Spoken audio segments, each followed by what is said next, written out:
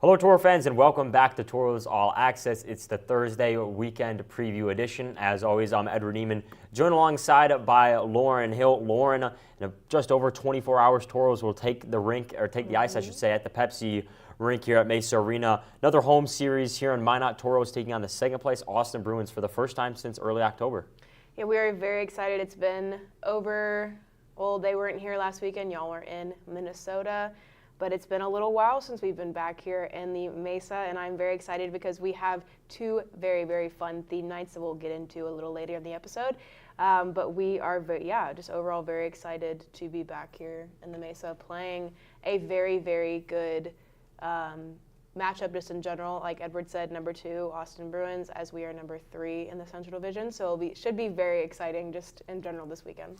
Yeah, you talk about two teams that are really hot at the moment. You mentioned it, Lauren, the 2 and 3 teams in the Central Division race squaring off this weekend. A lot on the line. Toros trail the Bruins by 4 points, so perhaps with a weekend sweep, the Toros could leapfrog them, also considering the Toros still have a game left on the calendar year on New Year's Eve against Bismarck.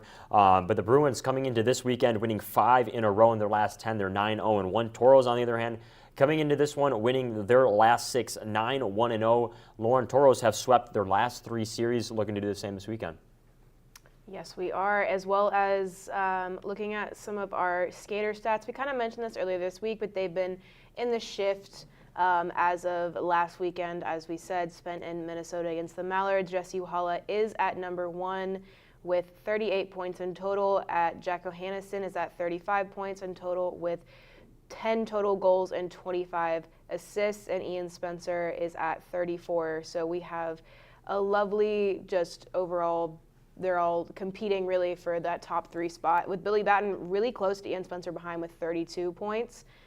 So it should be a very interesting weekend here.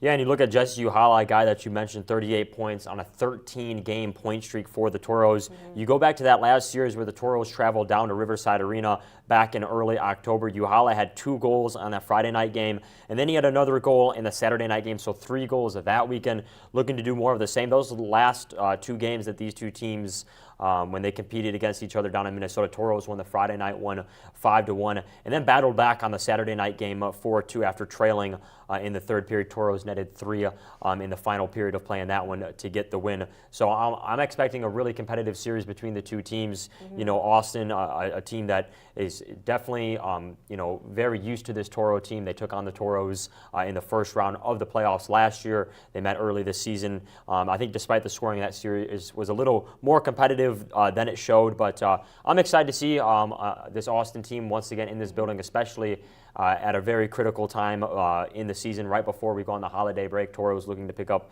2 more wins, and then when you look at the other side of the break, Toros got the first place Bismarck Bobcats on New Year's Eve. So definitely a exciting time for the Toros. But you alluded to it earlier, Lauren, 2 big nights also for the fans here at Mesa Arena. Yeah, so not only is it a very, very competitive weekend just for the Central Division as a whole, as well as, like Edward just said, our last game of the year is Bismarck, so we do play number 2 and number 1 to round out 2024.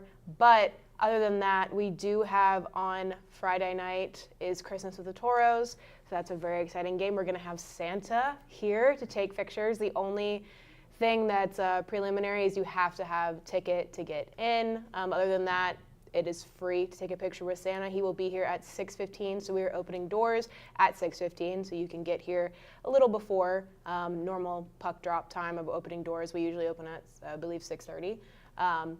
But yeah, he will be here from 6:15 to 7:15, so please come take a photo with Santa because he has been so gracious to choose Mesa Arena as his location this Friday night. And we will have a lot of Christmas-themed things happening, so that's very exciting. As well as Saturday is, as alluded to the lovely posters behind us, is Star Wars night. And we have, as you can see, some props here. We have a lot of things going on for Star Wars night. Very exciting. Maybe possibly intermission things are going to be happening. I don't want to allude too much to, but very exciting. As well as the fact that we will have people in costume kind of just like wandering around, so that's exciting as well. As well as the fact that it will be Edward's last home game. So I just want to give a giant shout out to Edward. Thank you so much for being here. It's been a beauty. It's been awesome. And I can't wait to see what you continue to do in life. Well, I appreciate it, Lauren. Obviously, Tauros All Access, this new format this year, we've had kind of iterations of it before. Mm-hmm. Me and Lauren were able to do it, make it a daily show, which I'm super excited that we were able to do it. I think one thing that has impressed me most about being here in Minot is just the sheer amount of fans that the Toros have and hardcore fans that the Toros have. These are not casual fans. They know the game of hockey. They know the Toro team very well. So I'm excited that we were able to bring the Toro fans, a little closer to the team on a daily basis. And I know there are a lot of loyal fans out there who have appreciated both your work, Lauren, and the show's work. So I'm excited that we were able to do it. Obviously, Tauros All Access. Lauren, you'll be continuing this into next season, so very excited about that. But yeah, for Toro fans, you can catch the Toros back on the Pepsi rink this Friday and Saturday at 7:35. As Lauren said, Friday night Christmas with the Toros. Get your free picture with Santa, no extra charge for that, with a purchase of a game ticket. And then Saturday night, Star Wars night here as well. Also want to mention one other thing, Lauren. New merch also will be restocked in the store this weekend. Last-minute Christmas shopping. I don't think there's anything better you can get anyone in life than some Toros merch. I agree. I well agree. As well as the fact that that lovely QR code by Everett over there, you could scan that. That'll take you to our website, and you can literally get anything Toros related, from tickets, merchandise, to Booster Club information, literally anything. So make sure to do that, and make sure to be in the building here on Friday and Saturday night. We also, I should say, you, Lauren, had an interview with a very special guest from a galaxy very far away. Far, far away. Might be the world's most known antagonist. It was a great interview. That's all I got to say. Yeah, we'll leave it at that. Enjoy that, and we'll see you. Lauren, we'll see you on the other end of the holiday break here on Tauros All Access.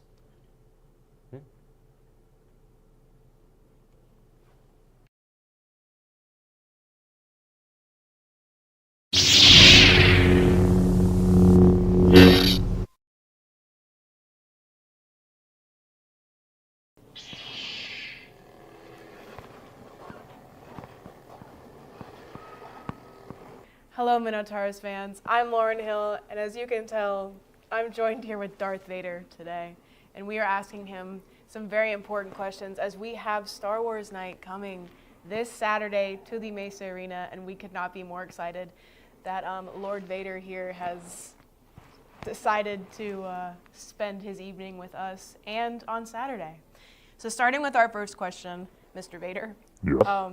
In Star Wars, the icy planet of Hoth in The Empire Strikes Back was known for its snow and cold battles. If the Minot Minotauros played hockey on Hoth, what gear might they bring to survive the freezing temperatures and evade the Wampas? Warm hockey gear, parkas, lightsabers, of course, to fend off Wampas. Or Darth Vader. It is not wise to upset a Dark Lord of the Sith. You're so right. And plenty of thermoses of blue milk. All right. The Force binds all living things in Star Wars universe. If the Force existed in Minot, who would have it? And this is a hint. They've been known to light up the arena with their skills. The players of the Minot Minotauros. Good answer. I like that answer.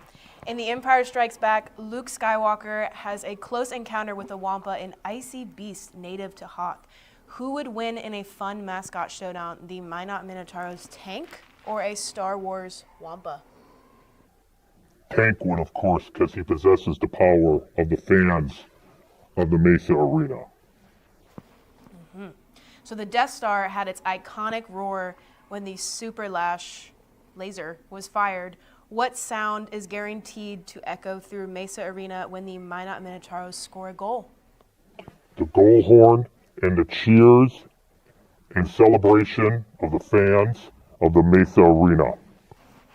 In The Phantom Menace, Qui-Gon Jinn and Obi-Wan Kenobi face off against Darth Maul in a legendary battle. On the ice, what NAHL rival do the Minot Minotauros face off against in their epic matchups? Well, this weekend it would be the Austin Bruins, but all of the evil teams from the Central Division would fall at the Mighty Tauros. He's right. We do play the Bruins this weekend for Star Wars night. And my last question for you, sir. Is Lucas Fitting your son? This interview is over.